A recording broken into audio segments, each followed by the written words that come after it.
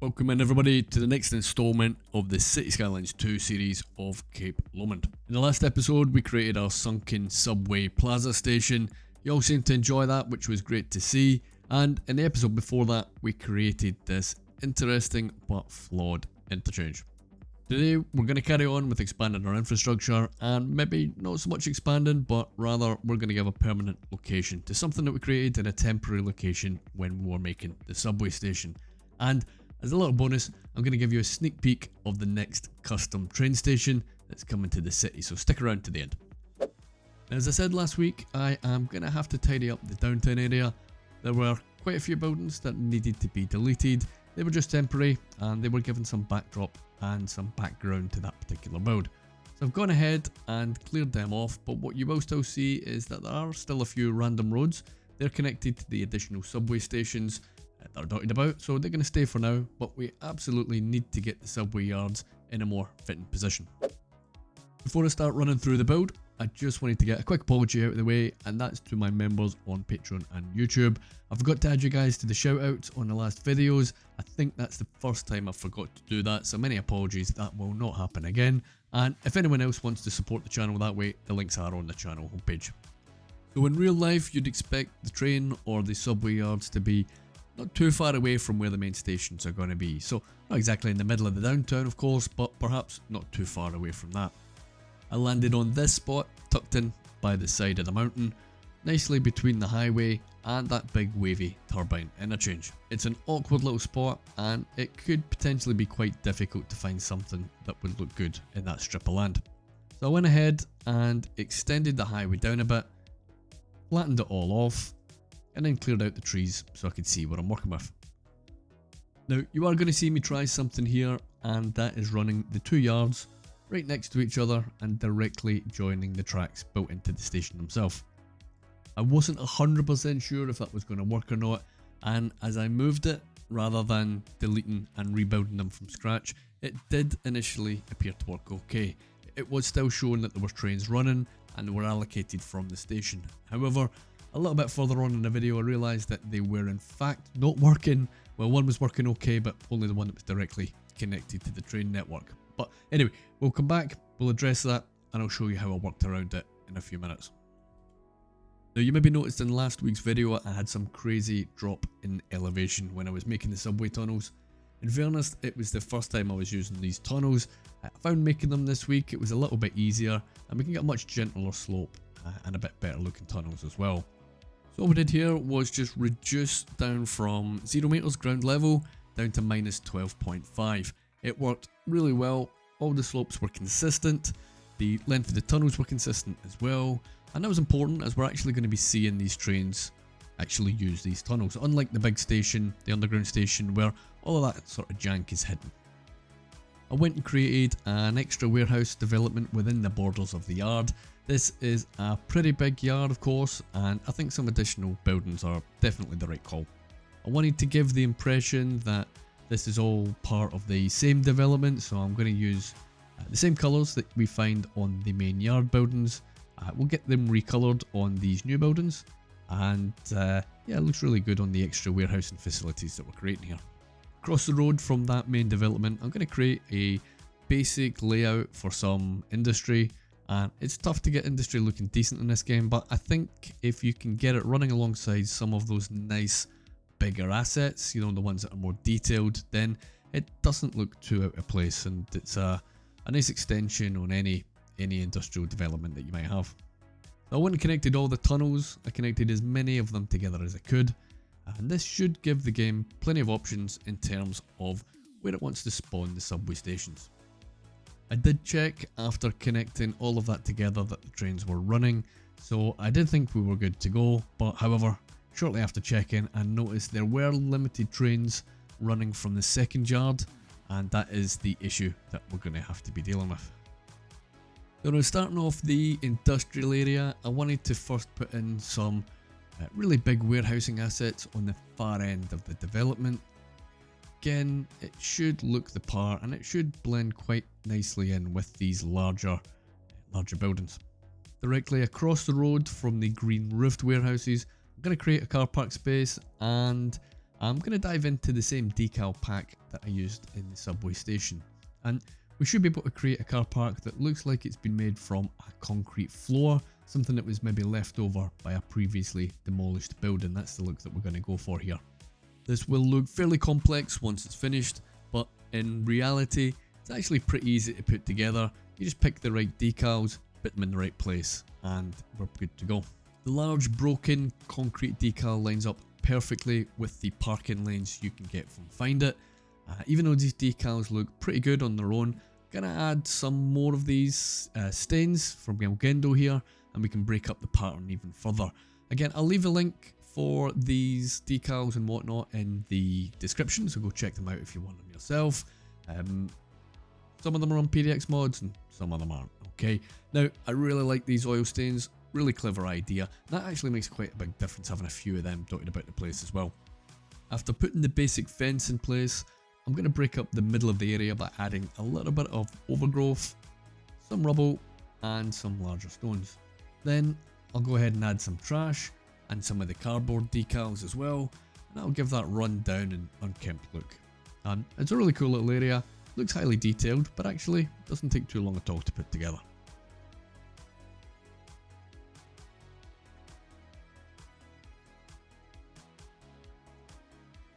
You would expect these subway lines to be pulling a large amount of electricity in. So what I wanted to do here was to put something in place that would kind of help represent that demand in the build. So I went ahead and put in an electricity substation, and that'll give me a good excuse to get some pylons on, and they always look good against these industrial type builds. For the additional industry that I want to add to this build, I'm just going to leave that to the game and we'll see what spawns in. I didn't seem to get a huge amount of variety in the assets that come in, but it looks like the city's crying out for manufacturing assets, so we'll run with that and we'll see how we get on. All I'm going to do is just delete these terrible chimneys. I'll probably be playing whack-a-mole with these things later on, but it is what it is. What can you do? There's going to be lots of detailing in this build, but I'm not going to detail up those spawned in buildings other than extending out the surfaces and just getting rid of any of the exposed grass areas. I'm going to add a surface or two maybe behind the spawned row of buildings and maybe a few trees, but that's pretty much all I'll be doing in that part. Beside the substation, I would again like to give the impression that we're going to be expanding out something of a derelict looking concrete floor, so I'm going to use those same big decals again. Same idea as the car park, and it looks pretty good as it is, to be honest with you. I'm not going to detail it up exactly the same, I'm just going to leave those big decals on their own. I want it looking slightly different from the car park area. For the surface between the tracks, I'm going to create a number of layers using a mix of surfaces and decals. And to kick things off, I'm going to use the riverbed thick to begin with. Once that's covered the main area, I went ahead and I had lots of patches of the riverbed base. And the idea here is to have some more sort of concentrated patches of dirt, if that makes sense. And I used a good mix of the little areas and the larger areas just to mix things up a little bit. It was at this point when I realised I don't have all the trains running, and that's when the penny dropped that the station to the left was essentially not connected to the subway network. It's a real shame that there's no throughput on these stations, so yeah, it was time to figure out a workaround. The other issue that you're going to see in this build is that when I use the subway yard add-on to give more capacity, it is always given as an icon saying there's not enough electricity, and you're going to see that right up through the entire build. I couldn't come up with a solution. I tried to delete the station, tried to delete all of the roads around it and rebuilding with brand new assets, but that didn't work. I even tried to put down a power station directly beside it and connect that to the electricity substation, and that didn't work. There was of course plenty of spare capacity in the network, so that's not the problem either. So if anyone's got a solution for it or any other ideas, let me know in the comments. I'll be happy to give them a try. At this point, let's go get that second yard connected to the network. So what I decided to do was just flatten out the land a bit, out towards the interchange and the mountain. I really didn't want to use up too much land, as I quite like the look of that mountain that we extended on the live stream a good few weeks back, but I actually really like the look that it's given. Kind of looks like we've literally carved out the mountain to accommodate the development, which is kind of nice. So once we got the terraforming sorted out, I disconnected the 2 yards and I moved the second yard over by about 100 meters or so. Then what I did was created some additional tunnels, much the same as I did on the first yard. But to connect these ones up to the main network, I'm actually going to run them under the first yard, and then I'm going to connect them to the existing network over on the right. Once that was done, it was pretty clear that everything was working as expected. I definitely didn't like the look of having more tunnels on this development, so what I decided to do was to get these covered up, and the way I'm going to do that was introducing a big warehouse asset. And I'm going to imagine that this is an additional facility for the trains. Maybe this could be dedicated train washing facilities that are separate from the main yard or something like that. Now it fitted there pretty well. It didn't mess with any of the trains or any of the tunnels, so that worked out pretty nicely. Then what I wanted to do was give the impression again that all of these tracks are still connected. So I went and ran them directly into the building themselves, even if they're not functional. Once I added some of Crypto Gamer's industrial door decals, it started looking a bit more reasonable. There's going to be a few tricks that we're going to do to get that blended in and make the whole thing look a little bit more natural. To give the impression that the track is running right into the new building, I'm going to use netlanes and I'm going to basically just draw out some tracks. Pretty straightforward. I just want them looking like they're going directly into that door. And a nice thing is that the yellow track element is already there. It's poking out the warehouse mesh. So pretty sweet. Like that. Looks good. I reckon to soften things up a bit at the back of the buildings, we need to add a little bit of vegetation around the edges, and I guess having a bit of vegetation or some trees beside some of that steep terrain is maybe not a bad idea for stability either. At the entrance of the new facility, I'd like to make that secure, so I'm going to add a couple of parking props at the entrance there, and that will do the job quite nicely. Then what I want to do is add a bit more interest to the surface on the asset itself. So I'm going to use some of the cracked asphalt type assets to cover up some of the tiles. I really like that you can still see the original cracks on the assets. You can see that through the decals. It's a really nice effect.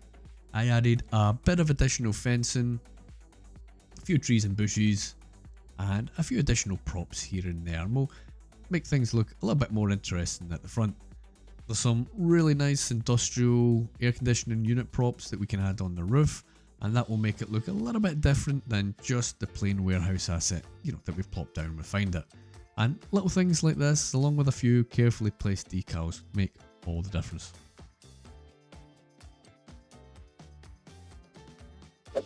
Now I'm going to get on to the main yard. It still looks pretty clean, which we're going to address now, and the way we're going to do that is more decals. We're going to be building up lots of levels of detail.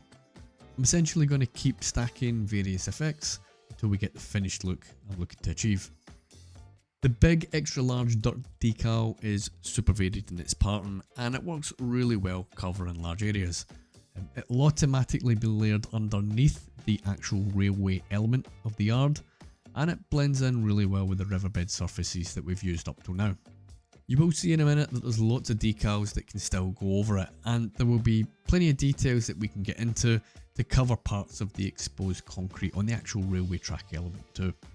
I created verges that kind of look like the dirt is spilling out onto the concrete. This took quite a bit of time to put on, but on the straight areas you can use the line tool and it still gives that nice effect. There's also a little bit of almost a kind of moss looking effect on this as well. That came out really nice on patches, and yeah, it looks like a nice addition. As I say, it took quite a while to get all of that done, but that step is definitely worth it. I did add a few cracked decals at this stage. I thought of doing all the tracks, but I thought it might just look a little bit too uniform in the end, so I decided against that. The next lot of decals I added was the larger cracked concrete. This worked excellently at the edge of the development, and I also picked a few spots within the main yard itself to break up the dirt effect somewhat. And it does kind of help draw your eye to some of the detail that's in the build, and that can be whatever you've detailed yourself, but but it can also be what comes with the actual asset itself, so it could be some of the trees or the rocks or some of the container units.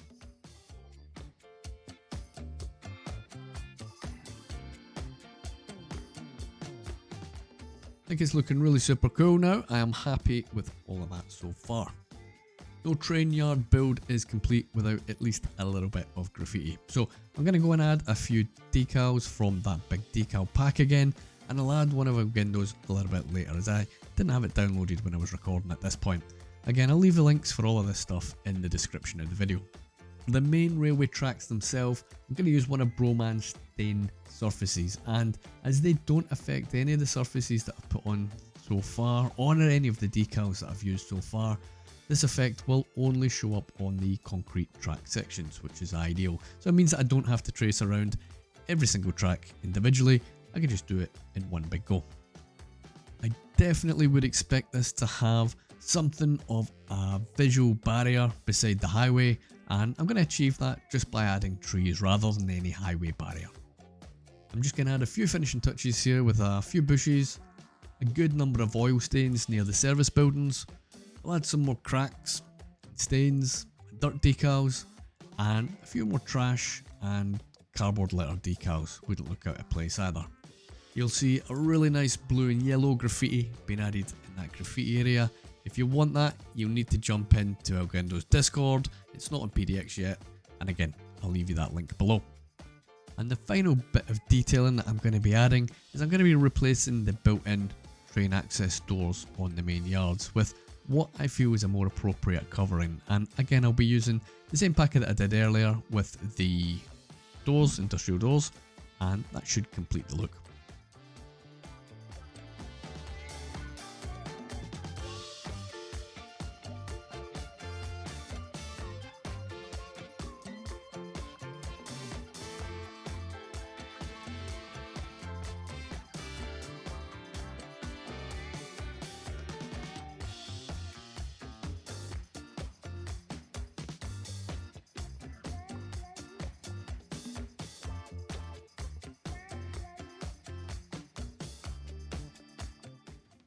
Now, the funny thing about this build was that I didn't actually intend to make it. All I was planning on doing was just shifting these things over to the other side of the highway, and I was maybe going to come back to it on a later episode and make it look good.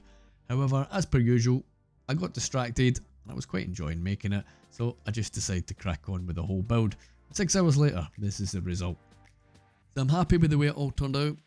We managed to have a play about with and understand a little bit more how to use these decals properly. Last week was the very first time I've used subways in the game, so again a little bit of a learning process. I suppose we learned a bit more how these yards work today as well.